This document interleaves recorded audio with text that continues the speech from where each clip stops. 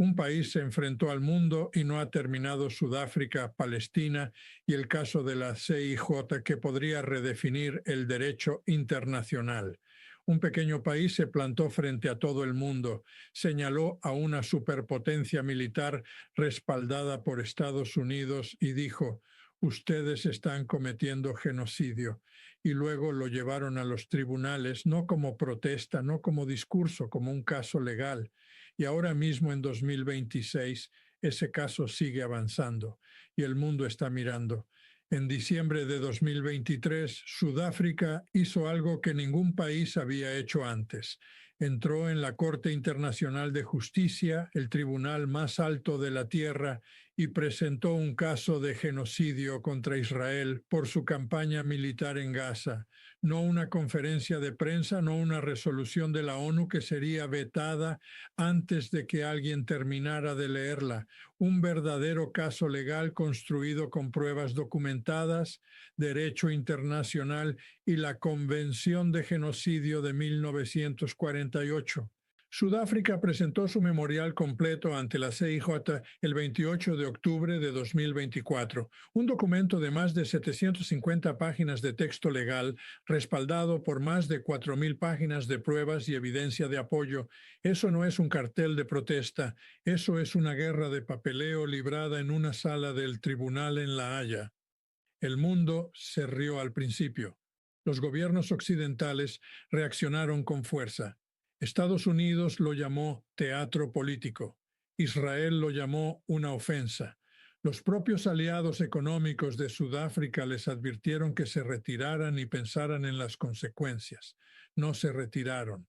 Si este es el tipo de cobertura informativa que has estado buscando, hechos reales, riesgos reales, sin ruido, suscríbete ahora. Cubrimos las historias que realmente importan. El presidente sudafricano Cyril Ramaphosa se dirigió a una multitud en Barcelona y dijo algo que dejó la sala en silencio. Recordó al mundo una frase pronunciada por Nelson Mandela en 1997. Nuestra propia libertad como sudafricanos nunca será completa hasta que los palestinos hayan logrado su propia libertad. Piensa por un momento en el peso de esas palabras. Este es un país que vivió bajo el apartheid, un sistema que la propia ONU declaró crimen contra la humanidad. Un país cuyo pueblo fue despojado de tierras, derechos y dignidad durante décadas, mientras gran parte del mundo occidental miraba hacia otro lado o apoyaba activamente al gobierno sudafricano. Y ahora ese mismo país está ante el tribunal más alto del mundo, argumentando legalmente que lo que ocurre en Gaza encaja en la definición de genocidio según el derecho internacional. Eso no es un eslogan, es un país que sabe exactamente lo que está viendo porque lo vivió. Ramaphosa dijo en Barcelona que los principios de solidaridad y cooperación entre naciones están siendo quebrados por el auge del nacionalismo estrecho, el racismo y el regreso de guerras ilegales. Señaló directamente al Consejo de Seguridad de la ONU y dijo que se ha convertido en una organización sin dientes, porque los países con poder de veto son los mismos que permiten las violaciones. No hablaba para recibir aplausos. Estaba señalando un problema estructural que el sur global lleva décadas denunciando y siendo ignorado. Hablemos de lo que los tribunales y los investigadores han encontrado realmente, no lo que dicen los políticos, no lo que discuten las redes sociales, lo que instituciones verificadas han concluido formalmente.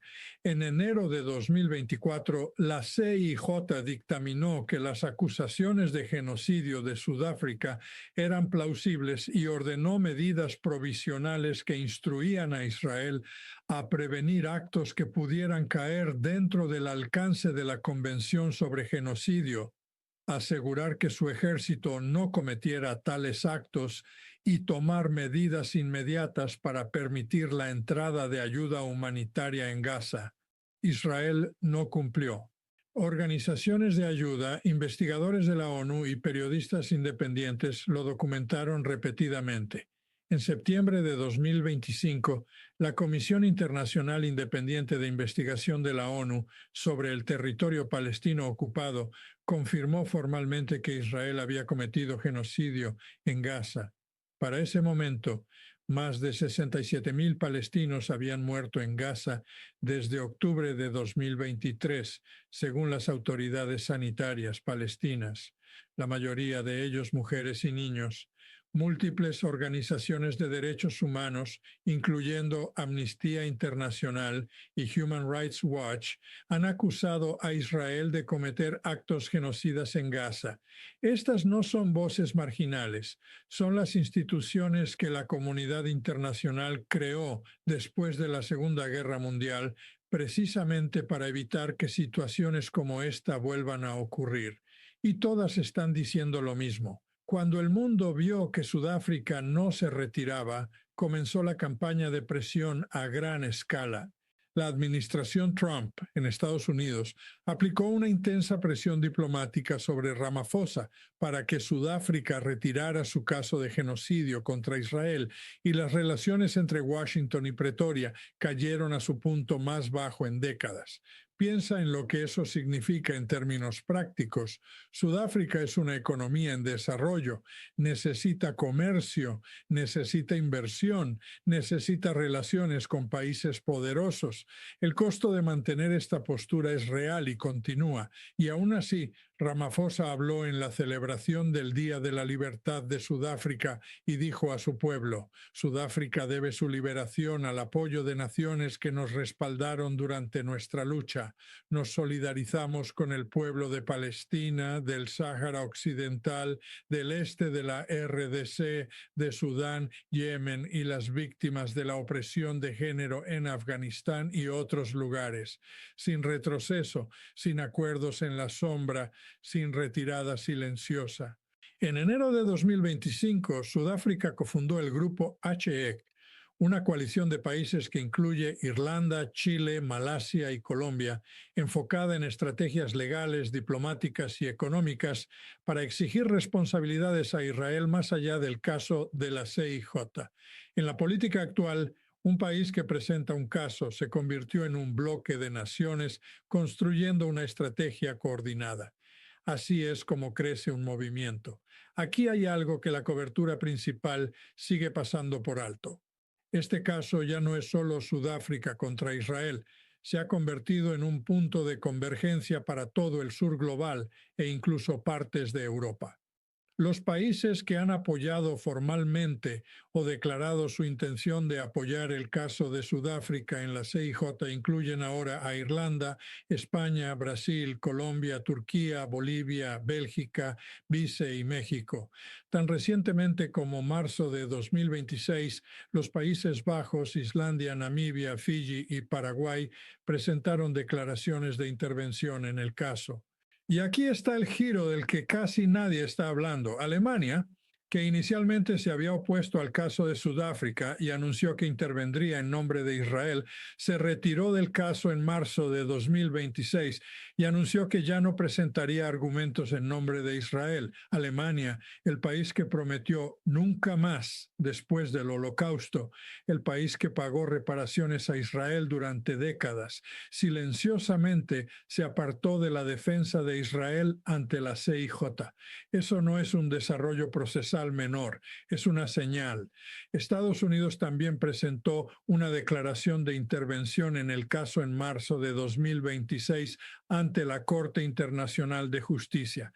Aunque en qué lado y con qué argumento legal sigue siendo una historia en desarrollo que merece ser observada de cerca. Entonces, ¿dónde está esto realmente en abril de 2026? Israel presentó su contramemorial formal ante la CIJ el 12 de marzo de 2026, tras recibir 2 extensiones del tribunal. El plazo original era julio de 2025. Israel pidió 2 veces más tiempo y el tribunal lo concedió. Sudáfrica señaló en su declaración oficial que esta presentación ocurrió a pesar de un alto el fuego anunciado en octubre de 2025 y a pesar de 3 órdenes vinculantes ya emitidas por la CIJ en el caso. Ahora comienza la siguiente fase. Los expertos legales esperan que Sudáfrica presente una réplica seguida de la presentación final de Israel con audiencias orales en La Haya previstas para algún momento de 2027. Los expertos creen que una sentencia final sobre el fondo del caso podría llegar a finales de 2027 o principios de 2028, y eso representaría casi el tiempo mínimo absoluto para resolver un caso de esta complejidad. Como contexto, el caso de genocidio Bosnia versus Serbia en la CIG tomó 14 años. El caso Croacia versus Serbia tomó 16 años. Sudáfrica está presionando para que esto avance lo más rápido posible legalmente y lo está haciendo mientras la situación en Gaza continúa exigiendo atención. Ramaphosa ha sido directo sobre lo que significaría una sentencia. La paz no puede llegar a costa de la justicia para las víctimas, para las familias y para la humanidad misma. La verdad debe ser escuchada. Pero aquí está la pregunta que va más allá de este caso específico. Si la CIJ emite una sentencia final de que se cometió genocidio, ¿qué ocurre después? La Corte no tiene ejército, no tiene mecanismo de aplicación, puede emitir un fallo, ordenar reparaciones, exigir responsabilidad, y luego los países poderosos pueden simplemente ignorarlo. Ya hemos visto a Israel ignorar en gran medida las medidas provisionales ordenadas en enero de 2024. Hemos visto al Consejo de Seguridad incapaz de actuar por los vetos. Hemos visto a la ONU descrita por Ramaphosa como sin dientes. Así que la pregunta más profunda que este caso está obligando al mundo a responder es esta. ¿El derecho internacional es real? ¿Se aplica a todos por igual o solo a los países que no tienen un aliado poderoso dispuesto a cubrirlos? Esa no es una pregunta retórica, esa es la pregunta que definirá si las instituciones construidas después de la Segunda Guerra Mundial todavía significan algo en el siglo XXI. Sudáfrica no presentó este caso porque esperaba una victoria fácil. Lo presentó porque entendió, a partir de su propia historia, que el silencio ante un crimen contra la humanidad no es neutralidad, es complicidad. Un país que sobrevivió al apartheid, un presidente hablando ante una multitud en España negándose a guardar silencio.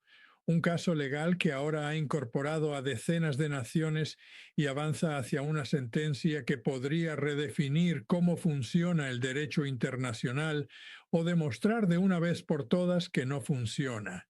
Sudáfrica no tenía bombas en esta lucha, no tenía un veto en el Consejo de Seguridad, no tenía el respaldo de una superpotencia dispuesta a emitir cheques en blanco y bloquear cada resolución. Tenía un argumento legal, una memoria histórica y la voluntad de seguir adelante incluso cuando el país más poderoso del mundo le dijo que se detuviera, y siguió adelante de todos modos. Eso importa porque el mundo está observando lo que ocurre después. No solo por Palestina, no solo por Gaza, sino por cada pequeño país que alguna vez ha mirado al sistema internacional y se ha preguntado si las reglas se aplican a todos o solo a los países que no pueden defenderse. Si la CIJ emite un fallo final de que se cometió genocidio y las naciones poderosas responden con silencio, entonces cada tratado, cada convención, cada promesa hecha después de la Segunda Guerra Mundial se convierte en un signo de interrogación, y el mensaje que enviará al próximo gobierno que quiera actuar sin consecuencias será claro. Pero si este caso se mantiene, si la rendición de cuentas realmente se aplica, cambia lo que significa el derecho internacional para una generación. Sudáfrica entendió algo que la mayoría de los gobiernos son demasiado cautelosos para decir en voz alta, que permanecer en silencio cuando sabes lo que está ocurriendo no es diplomacia, es una decisión, y la historia siempre recuerda quién la tomó. Estés de acuerdo o no con el caso, hay una pregunta imposible de evitar. Si los tribunales más altos del mundo emiten fallos y las potencias simplemente los ignoran, ¿qué significa realmente el derecho internacional y a quién protege?